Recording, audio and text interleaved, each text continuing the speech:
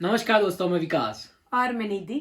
तो अगर आप में से कोई स्टूडेंट वीजा पे ऑस्ट्रेलिया आना चाह रहा है और आप लोग ये सोच रहे हो कि यहाँ आके आपकी फीस कैसे निकलेगी, खर्चा कैसे निकलेगा, क्योंकि सबको ऑस्ट्रेलिया, न्यूजीलैंड, कनाडा जाना तो है, पर सबको ये टेंशन होता है कि वहाँ पे जाके आप फीस पे कर पाओगे या नहीं, या फिर आपका खर्चा मंथली निकलेगा या नहीं, क्योंकि सबके पास इतनी हाल कंडीशन ऐसी नहीं होती है कि घर से पैसे मंगवा पाए।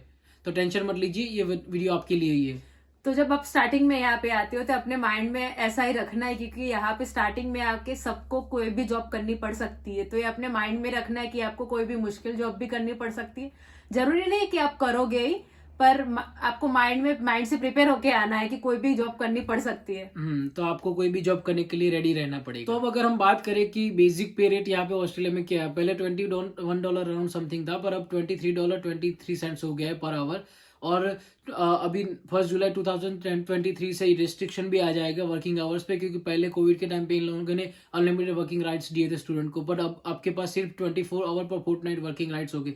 तो अगर हम कैलकुलेशन करें बेसिक रेट और बेसिक पे की, तो सॉरी बेसिक आवर्स और बेसिक रेट की, तो आपका अराउंड $550 पर वीक होगा अर्निंग, जो कि थोड़ा बहुत कम है। पर आप लोगों को कोई टेंशन लेने की जरूरत नहीं है, क्योंकि डिपेंड करता है आपकी जॉब पे। ऐसा नहीं है कि सबका 23 ही होगा, डिपेंड करता है। कई लोगों का 30 होता है, कई लोगों का 35, कई लोगों का 40 भी होता है। तो डिपेंड करता है कि आप किस ऑक्यूपेशन में जॉब कर रहे हो।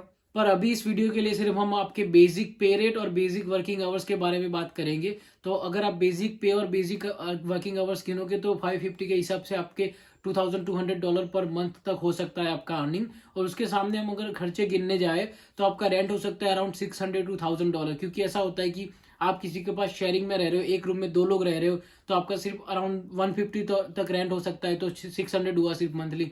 पर कई लोग होते हैं जिनको पर्सनल रूम चाहिए होता है, तो उनको शायद 250 तक भी रेंट हो सकता है, तो उनका $1000 तक भी जा सकता है। तो टोटल मिला के अराउंड $600 to $1000 तक पर मंथ आपका रेंट हो सकता है। और फिर अगर हम ग्रोसरी की बात करें तो ग्रोसरी का 100 to 120 तक हो सकता है। और अगर पब्लिक ट्रांसपोर्ट की बात करें तो पब्लिक ट्रांसपोर्ट में वो भी डिपेंड करता है कि आप कैसे ट्रैवल करते हो। जैसे अगर आपके पास पर्सनल कार है या तो फिर आप बस या ट्रेन में ट्रैवल करते हो, फिर भी पर पर्सन हम काउंट करें पर मंथ का तो 250 to 350 तक हो जाता है। और जैसे कि हमने लास्ट वीडियो में भी बताया पूरे मंथ का एक्सपेंस क्या होता है पर पर्सन के लिए, तो अराउंड 1000 to 1500 तक हो जाता है। अगर आप चाहो तो हम यहाँ पे डिस्क्रिप्शन बॉक्स में लिंक भी डाल देंगे, तो आप चेक कर सकते हो वो वीडियो। उस वीडियो में हमने पूरा बताया कि ऑस्ट्रेलिया आके आपको मंथली एक्सपेंस क्या होने वाला है। तो अगर आप अपनी बेसिक अर्निंग और एक्सपेंसिव दोनों का कंपैरिजन करोगे तो आपको इतना कुछ बजेगा नहीं, क्योंकि आपको सिर्फ अगर बेसिक हम लेके चले आप 2000 और 2200 तक कमा लोगे तो फिर आपका सिर्फ $1000 ही रह जाएगा सब एक्सपेंसिव निकालने के बाद, जो थोड़ा मुश्किल हो जाएगा आपको फीस पे करने में।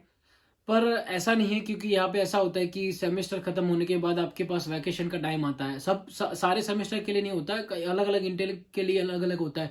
जैसे कि जून इंटेक में हम लोग आए थे, जुलाई इंटेक में, तो हमारे 3 मंथ स्टडी के बाद 3 मंथ का वैकेशन था, तो वो 3 मंथ में आप फुल टाइम जॉब कर सकते वो हो। सबसे बेस्ट इंटेक के वैसे यहाँ हाँ आने के लिए। हाँ, तो उस टाइम पे आप अनलिमिटेड वर्क राइट्स होते हैं आपके पास, तो आप कितना भी चाहे आप जॉब कर सकते हो। सो उस टाइम पे आप ऐसा सोच सकते हो कि हम फुल टाइम जॉब करके पैसे निकालने का ट्राई करेंगे। और ऐसा होता है कि ऐसा नहीं होता है कि आप कोई जॉब कर रहे हो तो सिर्फ आपको $23 मिलेंगे। आप अगर डिलीवरी की जॉब कर रहे हो तो सिर्फ आपको $20 भी मिल सकते हैं। अगर आप कोई अच्छे वेयर हाउस में जॉब कर रहे हो, थोड़ा मुश्किल काम है, तो आपको $35 $40 भी मिल सकते हैं। तो उसमें आप आराम से पैसे निकाल सकते हो, ऊपर से आपके बच्चे के भी। तो ऐसा है कि आप ये सब गिन के आपका पूरा मतलब वैकेशन का टाइम गिन के और आपका जो स्टडी का टाइम, दोनों का आप जो 6-7 महीने जॉब करोगे वो मिला के आप नेक्स्ट सेमेस्टर की फीस निकाल भी सकते हो। ये डिपेंड करता है कि आप कौन से इंटेक में यहाँ पे आए हो और कौन सी आप जॉब कर रहे हो। पर आपको ऐसा सोच के चलना भी पड़ सकता है कि ना भी हो ये जो आप सोच रहे हो कि मैं $30 पे, आपको बेसिक लेके ही चलना पड़ेगा अभी के लिए तो। और कई लोग यहाँ पे कैश में भी जॉब करते हैं, जो थोड़ा रिस्की है, वो नहीं करनी चाहिए। तो जब आप यहाँ पे स्टार्टिंग में आते हो तो फर्स्ट 1 या 2 सेमेस्टर आपको थोड़ा बहुत प्रॉब्लम हो सकता है। वो भी ऐसा जरूरी नहीं कि आपको होगा ही, पर थोड़ा माइंड में प्रिपेयर रख के चलना कि प्रॉब्लम हो सकता है थोड़ा बहुत सेट होने में।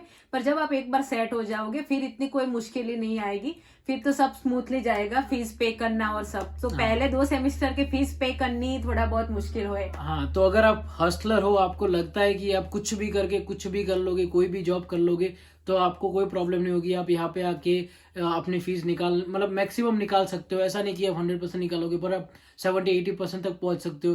पर आप मतलब आपको लगता है कि आप इतने वो नहीं हो कि आप कुछ भी कर लो, कोई भी जॉब करने के लिए रेडी हो, कुछ भी काम आ गया तो वो आप करने के लिए रेडी होगे, तो फिर आपको थोड़ा बहुत मुश्किल हो सकता है। तो आपको सोच के चलना पड़ सकता है कि आपको थोड़े बहुत पैसे घर से मंगवाने पड़ेंगे, वो भी पहले 1-2 सेमेस्टर के लिए। उसके बाद तो आप फिर सेट हो ही जाओगे। तो जो हार्ड वर्किंग है, कुछ भी करने के रेडी है, उनको इतना टेंशन लेने की जरूरत नहीं है, क्योंकि यहाँ पे मिल तो जाता ही है जॉब सबको कुछ ना कुछ। बस ढूंढना पड़ता है, बस। मतलब हार्ड जॉब ढूंढना हार्ड है। फिर एक बार मिल गया फिर सबके लिए पे तो सेम ही होता है। यहाँ पे का कोई इतना है नहीं कई कि बार ऐसा भी हो जाता है कि आपको जॉब नहीं करनी होती, पर इतनी सारी जॉब आपके पास आती है, आप थक जाते हो, पर जॉब इतनी सारी आपके पास होती है।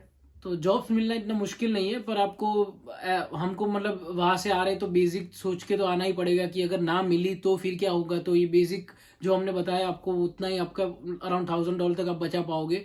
तो फिर आपको वो थोड़ा बहुत सोच के दिमाग में लेके चलना पड़ेगा। अगर हम हमारी पर्सनली बात करें तो हम भी यहाँ पे जब स्टूडेंट वीजा पे आए थे तो हमको इतना कुछ नहीं हो, हमें एटलीस्ट घर से तो कभी पैसे मंगवाने की जरूरत नहीं पड़ी है। टच वुड कभी नहीं जरूरत पड़ी है अभी तक। क्योंकि हम दोनों थे तो एक फुल टाइम काम कर सकता है और एक 20 आवर्स वर्क राइट पे काम कर सकता है। तो 2 लोग होंगे, अगर कपल होगा तो आपको इतना प्रॉब्लम नहीं होगा, क्योंकि कपल में डिपेंडेंट जो होता है उसके पास फुल टाइम वर्क राइट्स होते हैं। और उनको जब आपके पास यहाँ पे ऑस्ट्रेलिया में फुल टाइम वर्क राइट्स होते हैं तो उनको जॉब मिलना बहुत ईजी हो जाता है।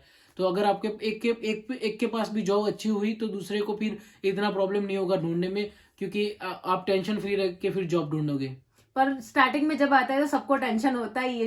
जब हम भी आए थे हमको भी टेंशन हो गया था। हमारे फ्रेंड्स थे वो ऐसे बोल रहे थे कि स्टार्टिंग में अभी आए हो, अभी घूम लो, बाद में जॉब ढूंढना, क्योंकि बाद में जॉब करनी ही है। पर आपके माइंड में इतना टेंशन होता है, इतना इजी नहीं है कि आप ऐसे घूमने चले जाओ जॉब ना मिली हो।